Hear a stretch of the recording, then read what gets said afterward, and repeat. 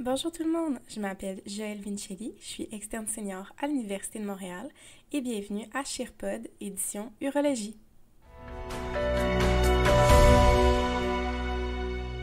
Aujourd'hui, on va parler du cancer de la prostate. Donc, le cancer de la prostate est l'un des cancers les plus fréquents chez l'homme. C'est aussi le cancer urologique le plus fréquent. On diagnostique environ 20 000 nouveaux cas par année au Canada. C'est aussi, malheureusement, le deuxième cancer le plus létal, après le cancer du poumon, avec une létalité de 25 %. C'est donc à peu près un homme sur 4 qui va en décéder. Différents facteurs de risque ont été identifiés pour cette pathologie, entre autres l'âge, le groupe ethnique, les antécédents familiaux et la diète. Donc, le cancer de la prostate, c'est l'un des cancers qui a la plus grande corrélation avec l'âge. Ça veut dire que le risque de cancer augmente avec l'âge. On considère que le risque pour la population générale devient significatif vers 50 ans. Le groupe ethnique le plus à risque sont les Afro-Américains. La prévalence de la maladie est plus importante et le cancer survient plus tôt que dans les autres ethnies. Dans ce groupe, on considère que le risque devient significatif vers l'âge de 40 ans. Ça a été démontré que les Afro-Américains avaient souvent des APS plus élevés, un stade plus avancé au moment du diagnostic et un score de glycine plus élevé. Malgré tout, si le traitement est adéquat, le risque de mortalité, c'est le même que chez les autres ethnies. Ensuite, on a remarqué que les antécédents familiaux de cancer de la prostate et possiblement du cancer du sein en lien avec le BCRA augmentent le risque. Finalement, il y a des études qui se sont intéressées au lien entre l'alimentation et l'incidence du cancer de la prostate. On a remarqué une corrélation positive entre le risque de cancer et les gras d'origine animale, comme dans les viandes rouges.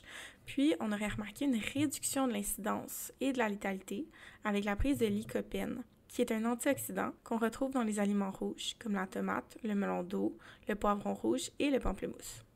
La majorité des patients sont asymptomatiques lorsqu'ils reçoivent un diagnostic de cancer de la prostate. Si le patient a un cancer localement avancé au moment du diagnostic, on peut retrouver des symptômes non spécifiques, comme des symptômes obstructifs, la rétention urinaire, l'hématurie, l'incontinence, dysfonction érectile aussi. Chez les patients qui reçoivent leur diagnostic au stade métastatique, on peut retrouver des douleurs osseuses, accompagnées de fatigue et de perte de poids. Malheureusement, la présence de symptômes indique souvent qu'un traitement curatif à ce moment-là est plus envisageable. Depuis 2017, l'INES ne recommande plus le dépistage systématique du cancer de la prostate.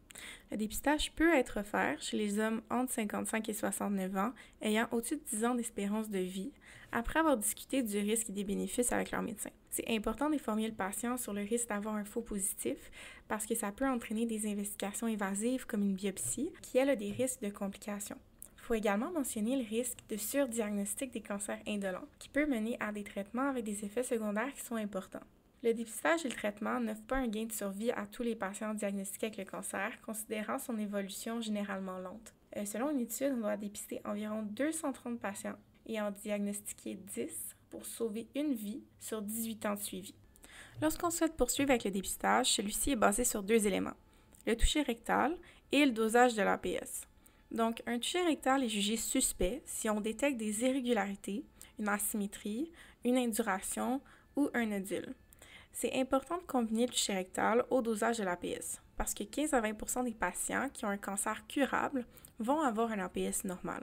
Par contre, le toucher rectal ne peut détecter que des tumeurs au niveau postérieur et latéral de la prostate. En plus, la majorité des cancers détectés par le toucher rectal sont généralement plus avancés.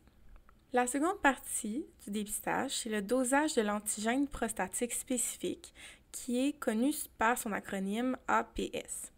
L'APS est une glycoprotéine sécrétée exclusivement par les cellules épithéliales de la prostate. Son rôle physiologique, c'est de liquéfier le sperme. L'APS est spécifique à la prostate et non au cancer de la prostate. Cependant, lors d'un cancer, l'architecture glandulaire de la prostate est modifiée et une plus grande quantité des glycoprotéines vont entrer dans le système lymphatique et puis dans le sang. Le seuil de positivité du test est établi à 4 nanogrammes par millilitre. Donc, entre 0 et 4, le risque de cancer est de 20 %. Au-dessus de 10, le risque de cancer est de 60 %. Au-dessus de 20 nanogrammes par millilitre, un risque de métastase osseuse est à considérer. Et au-dessus de 50 nanogrammes par millilitre, on retrouve un grand risque de métastase disséminée. C'est important de noter qu'une variation annuelle de 0,75 en absolu d'APS, c'est inquiétant. Par contre, on retrouve plusieurs autres causes d'APS élevées. Donc, on va avoir l'HBP, les prostatites, les cathétérismes, suite à un toucher rectal, suite à une éjaculation, ou si le patient pratique un sport comme le vélo. Lorsqu'on a une valeur élevée d'APS, on va faire une culture et une analyse d'urine pour éliminer une cause infectieuse ou inflammatoire, puis on va faire un APS de contrôle dans 4 à 6 semaines. Le diagnostic final du cancer de la prostate se fait à partir de biopsies. Les biopsies sont faites à l'aide d'échographies transrectales. L'échographie transrectale permet de mesurer le volume de la prostate et évaluer l'aspect du tissu prostatique. Un cancer peut être invisible ou apparaître échogène et ou hypervasculaire au Doppler. Un minimum de 12 biopsies autre corps vont être réalisées de manière systématique dans la zone périphérique de la prostate. On a des conditions pour procéder à la biopsie. Donc, il faut avoir soit un APS supérieur à 10 ou, pour des APS qui sont inférieurs à 10, avoir une espérance de vie au-dessus de 10 ans avec une valeur d'APS au-dessus de la valeur prévue pour l'âge. Donc, généralement, plus que 4 nanogrammes par millilitre avant 70 ans ou avoir une vélocité de l'APS qui est augmentée de 0,75 en absolu au courant de la dernière année ou avoir un toucher rectal qui est suspect. Avant la biopsie, on donne une prophylaxie antibiotique pour diminuer les risques d'infection. Les autres complications qui sont reliées à la biopsie sont la rétention urinaire, l'hématurie, la rectorragie et l'hémospermie. Si on a une valeur d'APS équivoque et ou on a une première biopsie négative, on peut évaluer la densité d'APS, qui est le ratio entre l'APS et le volume de la prostate, pour aider dans l'évaluation du risque. Donc, un ratio inférieur à 0,10, c'est-à-dire un grand volume de prostate, pour un APS qui est relativement peu élevé, c'est rassurant. On a aussi recours à l'IRM de la prostate, qu'on utilise de plus en plus fréquemment parce que c'est beaucoup plus performant que l'échographie pour identifier les zones suspectes. L'IRM est utilisé en dépistage et en planification de traitement. Si on utilise l'IRM en dépistage, on retrouve quand même jusqu'à 15% de faux négatifs. Les spécimens de la prostate sont ensuite gradés selon le score de glycine. Le score de glycine, c'est un système de gradation histologique utilisé pour établir l'agressivité de la tumeur et le pronostic.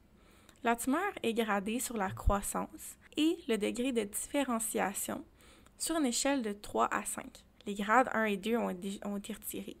Puis ça va du plus au moins différencié. Les deux patterns les plus présents dans la tumeur sont gradés puis additionnés. Par exemple, si on retrouve surtout un grade 4 et que dans une moindre mesure, on retrouve un grade 3, on va avoir un stade 4 plus 3 égale 7. On peut avoir un score minimal de 3 plus 3 égale 6, jusqu'à un score maximum de 5 plus 5 égale 10. En 2016, on a voulu faciliter et uniformiser la notation des scores. Donc, depuis, on dit qu'un groupe grade 1, c'est un 3 plus 3. Groupe grade 2, c'est un 3 plus 4. Un groupe grade 3, c'est un 4 plus 3. Un groupe grade 4, c'est un glycine 8. Et le groupe grade 5, c'est un glycine 9 et 10. On classe également les tumeurs par leur stade. Donc, le stade dépend de l'extension locale, qu'on représente par la lettre T, de l'envahissement des ganglions, qu'on représente par la lettre N, et la présence de métastases, qu'on indique par la lettre M. Le traitement dépend principalement du stade et du grade. Donc, pour les cancers localisés, chez des patients avec des espérances de vie de plus de 10 ans, 3 options thérapeutiques peuvent être envisagées. Donc, les patients qui présentent un cancer de bas grade, donc des glycines 3 plus 3 ou 3 plus 4, et de faible volume, donc moins de 2 ou 3 biopsies positives, avec un APS de moins de 10, on va proposer la surveillance active. La surveillance active, c'est un protocole de suivi qui inclut des dosages sériés d'APS, des IRM et des biopsies de prostate cédulées, permettant d'assurer un suivi rapproché dans le but d'éviter un traitement inutile pour un cancer qui a des très faibles risques de progression, ou va nous permettre de repousser un traitement au moment où le risque de progression devient plus grand. Plusieurs personnes évitent ou retardent ainsi les effets secondaires d'un traitement, mais il faut être à l'affût car jusqu'à 30% des hommes sous surveillance active devront éventuellement recevoir un traitement. Les patients qui présentent un cancer localisé, mais qui ont un risque de progression métastatique, donc qui ont un APS au-dessus de 10, un score de glycine de 4+3 ou plus élevé, ou alors un score de Gleason de 3+4 mais multifocal, ou un nodule bilatéral au toucher rectal. Ils vont être traités par prostatectomie ou radiothérapie. La prostatectomie consiste à l'exérèse de la prostate et des vésicules séminales et plus ou moins des ganglions lymphatiques régionaux.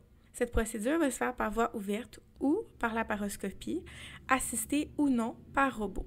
Les complications les plus fréquentes retrouvées à la suite de cette chirurgie sont l'incontinence et l'impuissance. La radiothérapie, quant à elle, peut donner les mêmes complications et des rectites radiques, des cystites radiques et des diarrhées. Quoique l'incontinence va y être plus rare. Elle s'accompagne généralement d'une hormonothérapie qui va durer de 1 à 3 ans. Le suivi après un traitement curatif local consiste à suivre l'APS. Si l'APS augmente sans maladie visible à l'imagerie, on va parler d'un état de récidive biochimique. Pour ralentir la progression, on va utiliser alors l'hormonothérapie, c'est-à-dire la suppression androgénique. C'est en fait une castration chimique via des analogues de la LHRH et des anti-androgènes. Comme la testostérone est un important facteur de croissance du cancer de la prostate, sa suppression entraîne donc une régression du cancer. Si l'APS progresse à nouveau malgré une castration adéquate et qu'il n'y a toujours pas de cancer visible à l'imagerie, on parle alors d'un cancer de la prostate résistant à la castration. Certains médicaments peuvent être ajoutés à ce stade. Si les métastases deviennent visibles à l'imagerie, on parle alors d'un cancer de la prostate métastatique résistant à la castration. On peut alors recourir à la chimiothérapie ou à d'autres médicaments qui agissent au niveau androgénique. Les patients avec un cancer localisé de la prostate, mais une espérance de vie de moins de 10 ans, peuvent faire l'objet simplement d'un suivi que les Américains appellent le watchful waiting. Donc, c'est pas de traitement, pas de biopsie, ça inclut simplement un suivi de l'APS avec de l'imagerie, donc des scans abdos, de la scintigraphie osseuse, selon la progression de l'APS. Si ceux-ci deviennent métastatiques, donc un traitement d'hormonothérapie peut alors prolonger la vie et réduire les complications des métastases. Certains patients présentent initialement un cancer qui est non localisé, donc avec des ganglions lymphatiques ou des métastases. Le traitement initial de ces cancers métastatiques hormonosensibles, c'est l'hormonothérapie. On a des traitements de chimio, de radio ou des manipulations androgéniques supplémentaires qui peuvent être jumelés. Le site de métastase principal, après les ganglions, c'est l'os. Il s'agit de métastases osseuses qui sont blastiques. Les métastases osseuses peuvent être souffrantes et mener à des fractures. Des traitements de radiothérapie palliative peuvent aider au contrôle de la douleur. La croissance d'une métastase dans un corps vertébral peut parfois résulter en une compression de la moelle qui va se manifester par une paralysie et une paresthésie des membres inférieurs. C'est une urgence pour éviter la paraplégie. C'est également important de savoir que l'hormonothérapie, donc la baisse de testostérone, peut entraîner des effets secondaires importants comme une perte de libido, des bouffées de chaleur, une augmentation de la masse grasse et une perte de masse musculaire, ainsi qu'une résistance à l'insuline menant au diabète, un gain de poids, une augmentation des événements cardiovasculaires, une baisse de la densité osseuse, de la fatigue, des risques de dépression et des changements cognitifs. La santé osseuse est une préoccupation importante chez les patients avec le cancer de la prostate en raison des métastases osseuses et de l'ostéopénie secondaire à l'hormonothérapie, donc des traitements de biphosphonate ou de ligand RANK, en plus d'une supplémentation en calcium et en vitamine D, est souvent essentielle. Donc, tout ça doit faire partie d'un suivi rapproché. Donc, merci beaucoup de votre écoute. Ça a été dense, mais j'espère que ceci vous a été utile. Donc, juste pour rappeler, toutes les informations pour ce podcast ont été tirées du Toronto Note, de UpToDate, du Cahier rouge de néphrologie-urologie de l'UDM, ainsi que du General Urology de Smith & Tanago. Merci!